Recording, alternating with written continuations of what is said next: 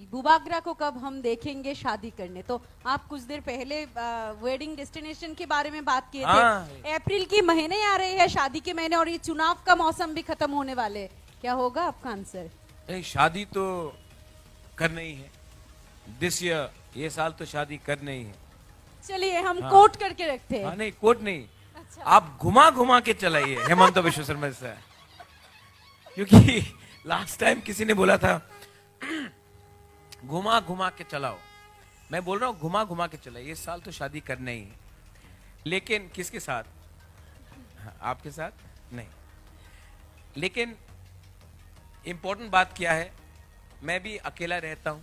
इतना बड़ा उज्जैन पैलेस है, कलकत्ता में घर है, माँ राजमाता इज नाउ 79। मेरे पिताजी अब नहीं रहे, अकेला हूँ। मैं भी पूरा दिन पॉलिटिक्स करता हूँ।